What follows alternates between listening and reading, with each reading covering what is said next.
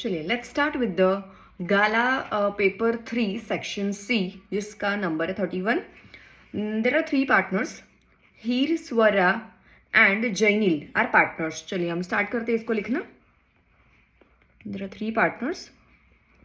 Heer, Swara and Jainil. Their capital proportion, इनका capital ratio है 4:2:3. ध्यान रखिएगा कैपिटल प्रोपोर्शन दिया है, पीएनएल प्रोपोर्शन नहीं है ये. तो एज पर पार्टनरशिप प्रोविजन हमारा पीएनएल प्रोपोर्शन क्या हो गया अगर कुछ भी ना दिया हो तो 1:1:1. Now Swara and Jainil has given insurance to Heer that she will get minimum 35,000 rupees of profit. ठीक है, यहाँ पे स्वरा एंड जैनिल इन दोनों ने मिलके हीर को गारंटी दी है कि उसको मिनिमम 35,000 मिलेगा. तो चलिए पहले हम चेक कर लेते हैं कि प्रॉफिट कितना मिल रहा है इनको. तो इनका टोटल प्रॉफिट है फर्म का 90,000. पहले हम 90,000 में इनको डिस्ट्रीब्यूट करके देख लेते हैं कि प्रॉफिट इनको कितना मिल रहा है. ठीक है,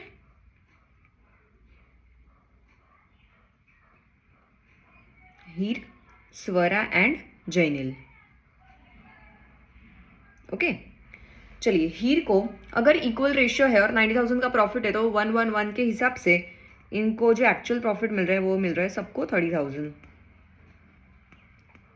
दैट इज 90,000. बट हमने गारंटी तो इनको कितने की दी है? हमने इनको जो गारंटी दी हुई है कि हीर को मिनिमम 35,000 मिलेगा ही. तो इस हिसाब से हीर को मिलना चाहिए और एक्स्ट्रा 5,000 तो ही उसका प्रॉफिट 35,000 होगा. करेक्ट, जो हमने गारंटी दी है, गारंटेड प्रॉफिट. राइट, अब 5,000 अगर मुझे एक्स्ट्रा देना पड़ रहा है, मतलब किसको देना पड़ रहा है? स्वरा एंड जैनिल को. तो ये जो 5,000 एक्स्ट्रा दिया वो उनको उनके प्रॉफिट शेयरिंग रेशियो में मिलेगा.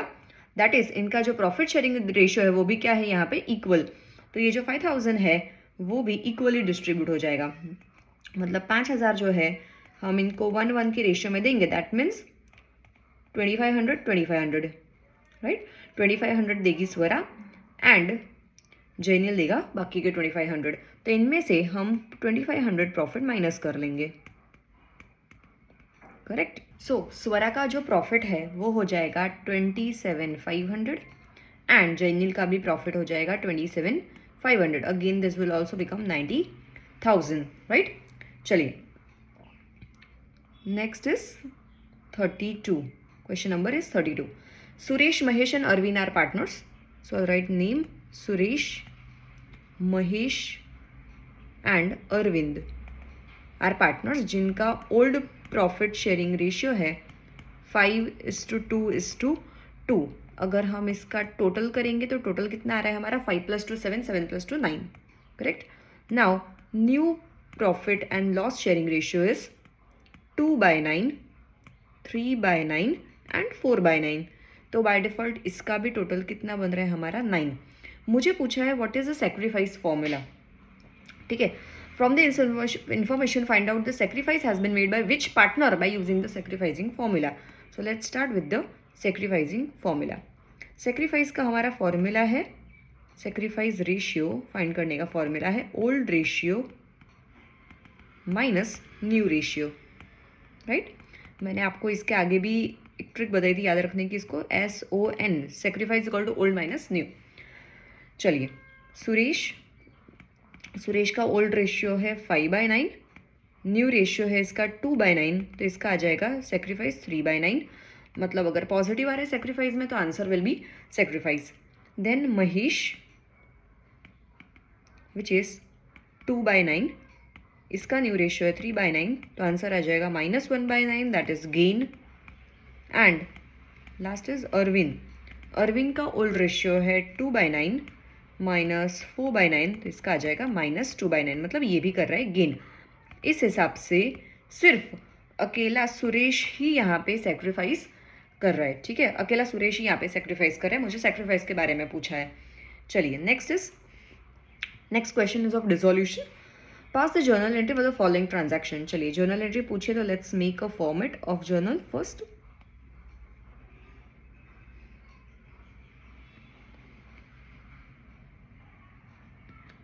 I'll write journal. This is a serial number column.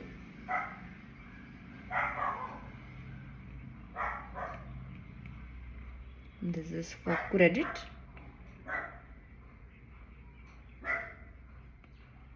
This is debit column. This is LF column. LF, debit, credit, and this is a particular. चलिए, फर्स्ट मुझे पूछा eight the time of dissolution the book value of goodwill is 56,000. तो मैंने आपको पिछले paper में भी एक ट्रिक समझाई थी इसके डिसोल्यूशन के क्वेश्चन करने की. तो बैलेंस शीट में मेरे पास यहाँ पे लायबिलिटीज़ होती है, यहाँ पे एसेट होती है. तो बट ऑब्वियसली मेरी गुडविल कौन से साइड होगी? एसेट साइड पे, यहाँ पे होगी. अगर मैं इसके नीचे रियलाइजेशन अकाउंट बना रही हूँ तो ये जो गुडविल है मेरी वो ट्रांसफ़र इस साइड होगी. ओके, अगर इस साइड ट्रांसफ़र होगी तो बाय डिफ़ॉल्ट मेरा रियलाइजेशन डेबिट होगा एंड गुडविल क्रेडिट हो जाएगी. फिर मुझे बोला है कि but no amount is realise, मतलब गुडविल ट्रांसफ़र हो जाएगी यहाँ पर कुछ अमाउंट रियलाइज नहीं हुए तो यहाँ पे एंट्री कोई नहीं आएगी. राइट, चलिए, तो मेरा फर्स्ट एंट्री सिर्फ ट्रांसफ़र एंट्री होगा, that is realisation account debit which is 56,000 to goodwill account. Goodwill का वैसे भी असेट का डेबिट बैलेंस होता है, डेबिट बैलेंस बंद करना है तो क्रेडिट करना पड़ेगा, तो obviously realisation account will be debited goodwill account. तो यहाँ पे आ जाएगा 56,000. चलिए, रियलाइज कुछ हुआ है इसलिए सेकेंड एंट्री नहीं आएगी हमारी. सेकेंड नंबर में मुझे बोला है the value of laptop is 35,000. One partner has taken it for 25,000. तो अगेन जैसे गुडविल यहाँ पे वैसे लैपटॉप भी तो मेरा यहाँ पे होगा. ओके, तो लैपटॉप भी ट्रांसफर यहाँ से यहाँ पे होगा. करेक्ट, तो लैपटॉप हम इधर ले आएंगे तो एंट्री क्या बन जाएगी मेरी? रियलाइजेशन एंट्री बनेगा मेरा realisation account debit to laptop which is 35,000. Then laptop एक बार यहाँ से यहाँ आ गया. अब उसका जो रियलाइजेशन है, वेदर हम उसको सेल कर रहे हैं या तो फिर कोई पार्टनर लेके जा रहे हैं, तो वो यहाँ से यहाँ आने के बाद वापस यहाँ से यहाँ जाएगा. दैट इज रियलाइजेशन की क्रेडिट साइड पे. पार्टनर लेके जा रहे हैं तो हम लिखेंगे पार्टनर्स कैपिटल अकाउंट. तो सेकेंड एंट्री बन जाएगी इसकी पार्टनर. वन पार्टनर लिखा है, नाम नहीं दिया मुझे, तो यहाँ पे आ जाएगा partner capital account debit to realisation account. कितने में लेके जा रहे हैं वो? 25,000 में. राइट, तो ये हो गया हमारा सेकेंड नंबर का एंट्री. चलिए, third number is income tax liability is now payable 30,000. It is not recorded in the books. वैसे देखा जाए तो हमें पता है कि लायबिलिटी इस साइड होती है, पर इनकम टैक्स लायबिलिटी मुझे बोली है कि it is not recorded in the book, मतलब लायबिलिटी इधर होती है, यहाँ से ट्रांसफर इधर होती है. करेक्ट, बट यहाँ पे ही नहीं है तो बट ऑब्वियसली इधर भी नहीं आएगा. बट इसका जो पेमेंट है वो डेफिनेटली रियलाइजेशन के डेबिट साइड से होगा. तो हम एंट्री करेंगे रियलाइजेशन के डेबिट टू कैश और बैंक. तो एंट्री आ जाएगी हमारी realisation account debit to cash oblique bank account which is 30,000. Okay, चलिए, नेक्स्ट इज 34 नंबर का क्वेश्चन. इसको रिमूव कर देते सबसे पहले. चलिए, 34 नंबर के क्वेश्चन में हमें बैलेंस शीट बना के क्या बनाना है मुझे? Opening balance sheet and asset in the opening and closing, sorry, opening capital of A and B. चलिए, तो सबसे पहले मैं एक बैलेंस शीट का फॉर्मेट बना लेती हूँ इजी होने के लिए, फिर बाद में हम इसका वर्किंग करेंगे. This is a balance sheet format of us. This is a balance sheet. यहाँ पे आ जाएगा हमारा कैपिटल एंड लायबिलिटी,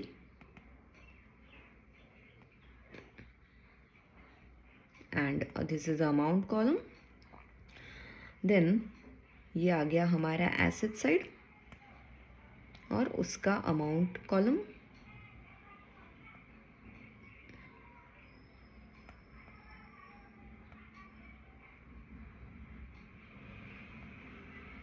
राइट, चलिए, पहला मुझे बोला है total asset are 1,50,000 of the firm अगर टोटल असेट है तो टोटल असेट यहाँ पे आता होगा, टोटल असेट इज 1,50,000, तो यहाँ पे मैं लिख देती हूँ 1,50,000, ठीक है।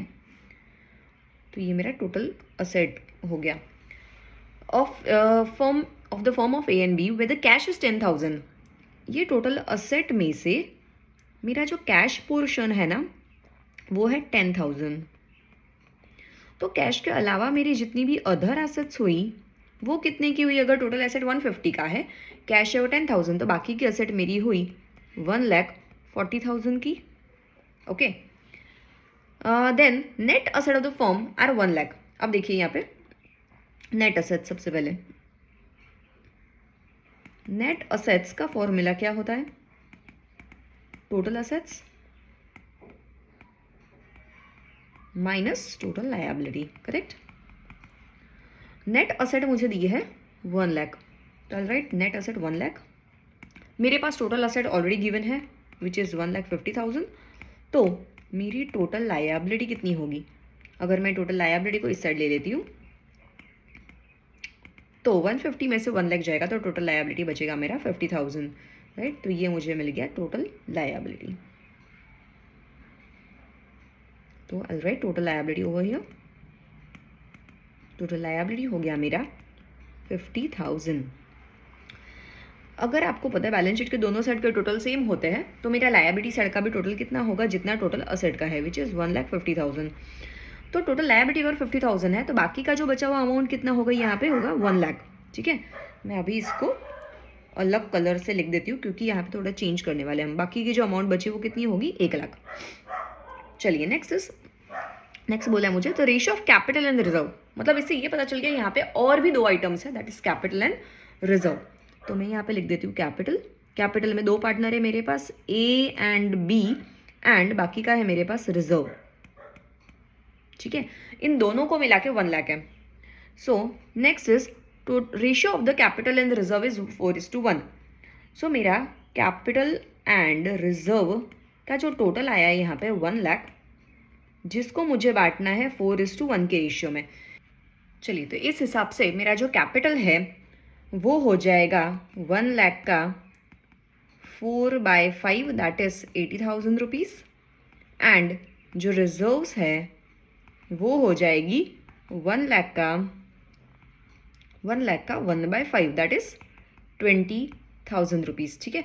तो मैं यहाँ पे रिजर्व लिख देती हूँ। रिजर्व आ गया मेरा, remove now this, total was 1 lakh, तो इस हिसाब से अब मेरा रिजर्व आ गया है 20,000, ठीक है। एंड टोटल कैपिटल जो है वो समझ में आ गया अभी, वो है 80,000 का। अब मुझे इसमें ए और बी का रेशियो निकालना है। सो मुझे क्या बोला है यहाँ पे? सी लॉस ऑफ रियलाइजेशन का अभी मुझे कुछ नहीं करना बिकॉज हम ओपनिंग बैलेंस शीट बना रहे हैं, ठीक है। तो इसको हम इग्नोर करेंगे अभी। Firm is dissolve preparing the opening balance sheet. मुझे बोला है यहाँ पे the capital of A is more than that of B by 20,000, right. तो मैं अज्यूम करती हूँ यहाँ पे कि अगर capital of B is X तो कैपिटल ऑफ ए होगा एक्स प्लस 20,000, बिकॉज मैं वापस क्वेश्चन पढ़ती हूँ, capital of A is more then, ठीक है, तो ए का कैपिटल ज़्यादा है, ठीक है। देन चलिए लिखते हैं हम total capital is equal to what? Total capital of A plus B, total capital है मेरा 80,000 का, ए का कैपिटल है x प्लस 20,000 एंड बी का कैपिटल लिया है हमने x, राइट। तो अगर मैं 20,000 को लेफ्ट साइड लेके जाती हूँ माइनस, तो यहाँ पे आ जाएगा 60,000 is equal to x plus S will become 2x। तो x का कैपिटल हो गया 30,000, राइट। x किसको हमने कंसिडर किया था? b को, ठीक है, b का कैपिटल है। तो इस हिसाब से मेरा a का कैपिटल कितना हुआ? Capital of a will become x plus 20,000, that is 30,000 plus 20,000, it will become 50,000, ठीक है। चलिए write this again, x is 30,000 plus this 20,000, ठीक है। तो ए का कैपिटल आ गया मेरा 50,000, तो मैं इसको बैलेंस शीट में पुट कर देती हूँ। ए का कैपिटल आ गया मेरा 50,000 एंड बी का कैपिटल आ गया मेरा 30,000। ठीक है, आई होप आपको ये वर्किंग समझ में आ गया होगा। चलिए नेक्स्ट क्वेश्चन इज 35, जिसमें मुझे बोला है Navya limited issued 6,000 11% debenture of 100 each at a discount. मतलब इश्यू कैसे हुआ है, यहाँ पे इश्यू हुआ है 100 रुपये का डिबेंचर है माइनस 5% डिस्काउंट, मतलब 5 रुपये का डिस्काउंट हो गया। तो इश्यू हुआ है 95 से and all the debentures are to be redeemed after 6 years on 31 March 23 at a premium. मतलब रिडम्शन जो हुआ है वो हुआ है हमारा प्रीमियम से, that is 100 plus premium of 10%, तो यहाँ पे लिख देंगे हम 110। Pass the necessary journal entry. ठीक है, तो चलिए जर्नल का पहले फॉर्मेट बना देते हैं हम इधर।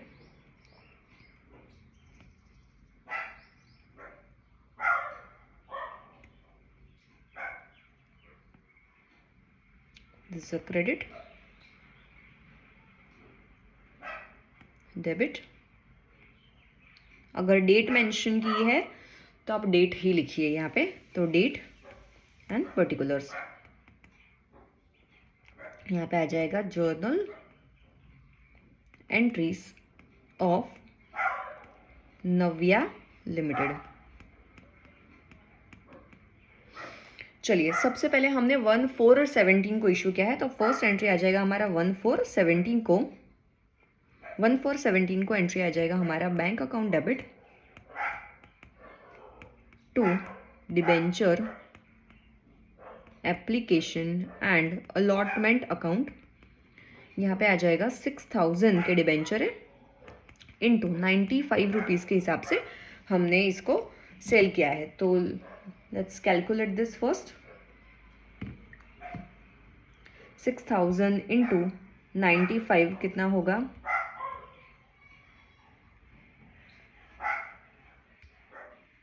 6,000 into 95 will become 5,70,000. 5,70,000। चलिए नेक्स्ट एंट्री भी हमारी सेम डेट को होगी। ऑन 1/4/17 डिबेंचर एप्लीकेशन अकाउंट को हम अब बंद कर देंगे। सो यहाँ पे आ जाएगा हमारा debenture application and allotment account debit 5,70,000।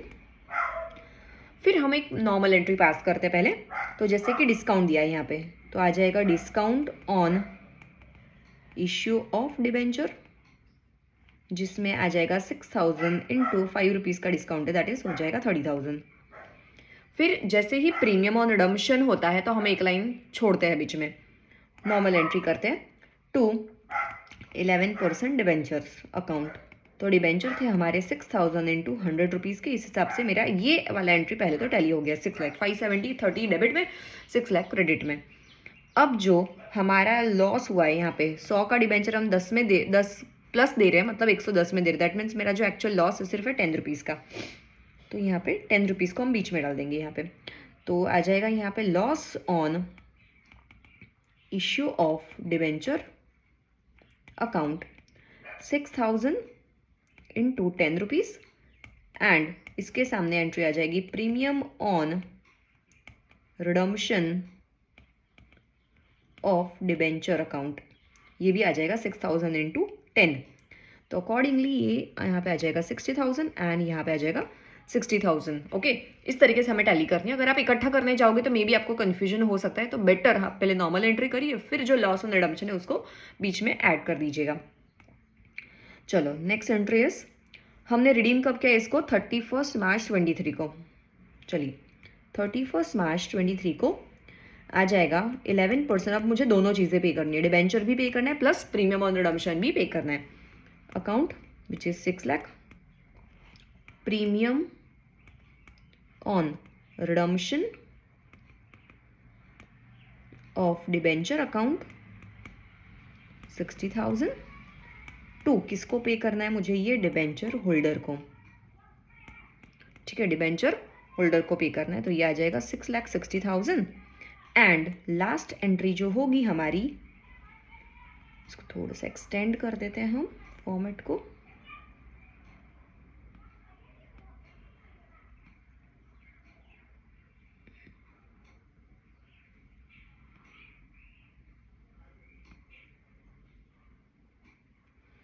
31 मार्च 23 को और एक लास्ट एंट्री आ जाएगी हमारी debenture holder account debit 662 bank account,